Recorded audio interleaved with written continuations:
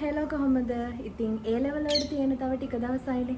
මම දන්නවා ඔයාලා ටිකක් බය වෙලා ඉන්නේ කියලා. ඉතින් මට හිතුණා මම ඒ ලෙවල් කාලේ කොහොමද පාඩම් කරේ? මම හොඳ රෑන්ක් එකක් ගන්න, A3ක් ගන්න මොනවාද පාවිච්චි කරපු ස්ටඩි ටිප්ස් කියලා ඔයාලත් එක්ක ෂෙයා කරගන්නවා කියලා.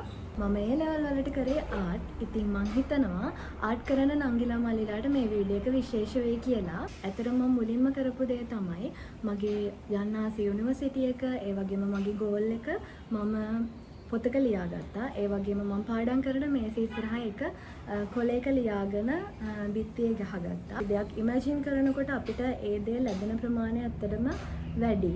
ඉතින් ඔයාලා ඒ දේ කරලා නැත්නම් අනිවාර්යෙන්ම ඔයාලගේ ගෝල් එක, ඔයාලා යන්න ආස යුනිවර්සිටි එක කොලයක ලියාගෙන මම පාඩම් කරන මේස ඉස්සරහා අනිවාර්යෙන්ම ගහගන්න. එක එක්කෙනාට පාඩම් කරන්න පුළුවන් ටයිම් එක වෙනස් නේ. සමහර අයට උදේ පාඩම් කරන්න පුළුවන්, සමහර අයට රෑ පාඩම් කරන්න පුළුවන්.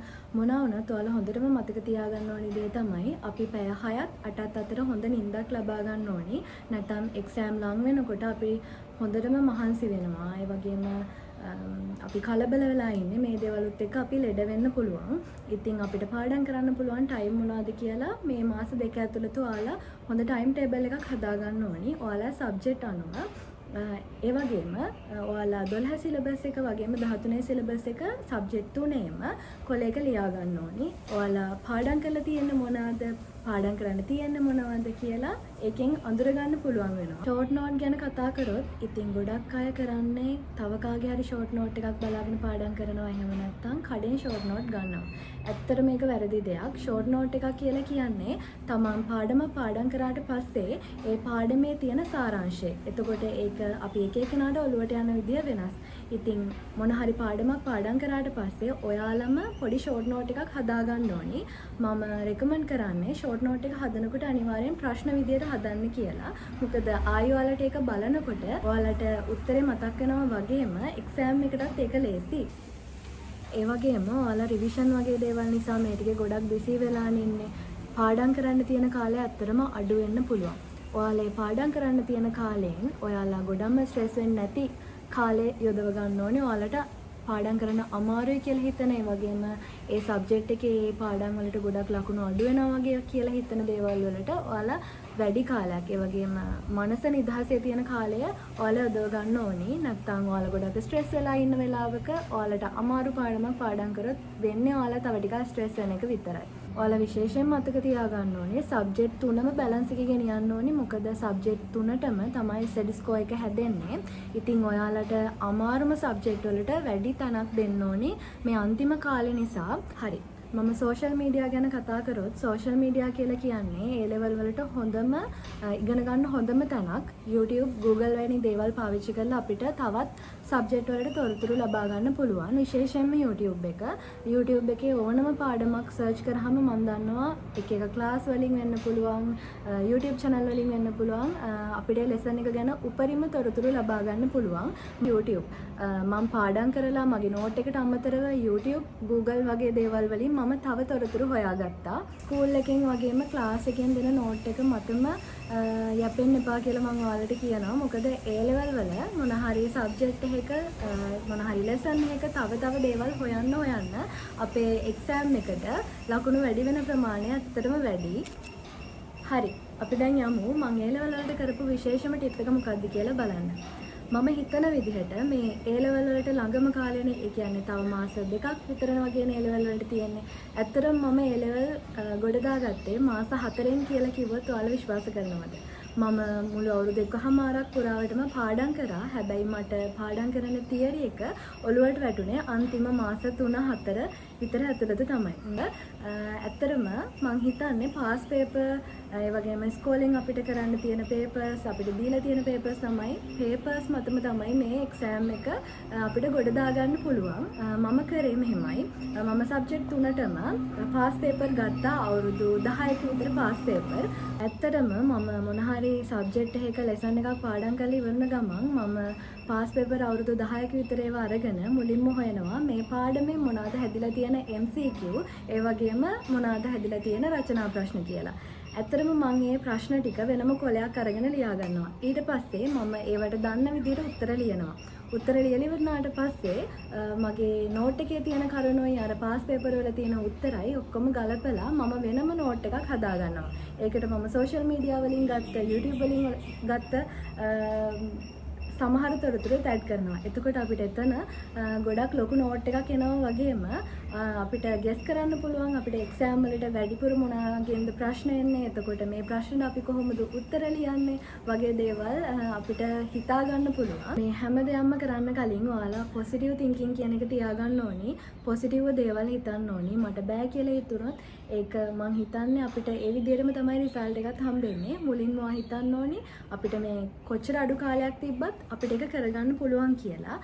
ඒ වගේම පොසිටිව් දේවල් හිතනකොට අපිට වැඩ කරන්න හිතන ප්‍රමාණය ඇත්තටම වැඩි. ඒ වගේම ඔයාලට පාඩම් කරන්න පුළුවන් හොඳ වටපිටාවක් හදාගන්න පුළුවන්. ඇත්තටම අපි පාඩම් කරන මේසේ වුණත් ක්ලීන්ව තියාගන්න ඕනි. හරිම පිළිවෙලට පිරිසිදුව තියාගන්න ඕනි. එතකොට තමයි අපිට පාඩම් කරන්නත් හිතෙන්නේ. මේ වගේ දේවලුත්. ඒ කියන්නේ පාඩම් කරන එකෙම විතරක් අපිට දේවල් ධාරණය කරගන්න බෑ. අපේ වටපිටාවත් අපි ලස්සනට හදාගන්න ඕනි. එතකොට තමයි අපිට පොසිටිව් දේවල් හිතෙන්නේ. ඒ වගේම අපිට වැඩක් කරන්න හිතෙන්නේ. ඒ වගේ දේවල් වලින් තමයි. විශේෂයෙන්ම කියන්න ඕනි දෙයක් ඔයාලා ආර්ට් වගේ සබ්ජෙක්ට් එකක් කරනකොට ඒක කටපාඩම් කරන්න එපා. කටපාඩම් කරොත් තමයි අපිට ඒ දේවල් ඔලුවට යන්නේ නැත්තේ. අපි මොන හරි දෙයක් පාඩම් කරාට පස්සේ ඒක අපි ආයෙ අනිවාර්යයෙන්ම බලන්න ඕනේ. පාඩම් කරාට පස්සේ ඒක ආයෙ අපි මතක් කරගන්න ඕනේ. එතකොට අපිට එතන වෙන්නේ කටපාඩම් කර ගැනීමක් නෙවෙයි. අපි එතනදී පළවෙනි වතාවට අපි පාඩම් කරනකොට අහුවෙච්ච නැති දේවල් අපි දෙවෙනි වතාවේ ඒක මතක් කරගන්නකොට අහුවෙනවා වෙන්න පුළුවන්.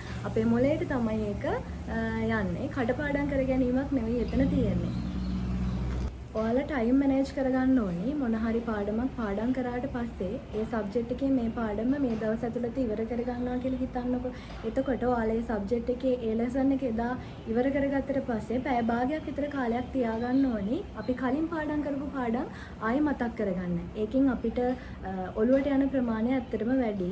එකපාරක් බැලුවා කියලා අපේ ඔළුවට ගොඩක් ඒ දේවල් යන්නේ නැහැ. මේ ටිකේ පාඩම් කරන කාලය ගොඩක් වැඩි කරගන්න ඕනි. ඇත්තටම පැය ගාන ගොඩක් වැඩි කරගන්න ඕනි. මම මෙහෙම ටයිම් එකක් කියලා ඔයාලට ටයිම් එකක් කියන්නේ නැහැ. ඔයාලට ක්ලාසස් නැති, රිවිෂන් නැති වෙලාවේ උපරිම ඔයාලා ප්‍රයෝජනය ගන්න ඕනි. මොකද මේ කාලේ වැඩ කරොත් තමයි අපිට හොඳ රිසල්ට් එකකට යන්න පුළුවන්. ඉතින් ඔයාලා වැඩ කරන්නේ පැය 5ක්ද 6ක්ද ඇත්තටම ඊට වැඩි වැඩ කරන්න ඕනි. ඒ වැඩ කරන පැය ගාන ඇතුළත ඔයාලා කරන වැඩ උපරිම වෙන්න ඕනි. උපරිම ප්‍රයෝජනය ගන්න ඕනි. මම ඔයාලට කියන්නේ එක්සෑම් එකට සති 3-4කට කලින්වත් ඔයාලගේ සිලබස් එක පාඩම් කරලා ඉවර කරගන්න. මොකද අන්තිම සති ටික තියාගන්න ඕනි. ඒවා ආයෙ මතක් කරන්න වගේම ඒවට අදාළ පාස් පේපර් වල තියෙන MCQ වගේම රචනා ප්‍රශ්නත් ලියන්න ඒ කාලේ තියාගන්න ඕනි. මොකද මේ ටිකේ වැඩිපුරම කරන්න ඕනි පාස් පේපර්ස්. ඒවෙන් තමයි අපිට එක්සෑම් වලට හැදෙන ප්‍රශ්න වගේ දේවල් ගැන අයිඩියා එකක් එන්නේ. ඇත්තටම හරිම දේ එලවල් වලට එදා වැඩ ටික එදාම කරන එක.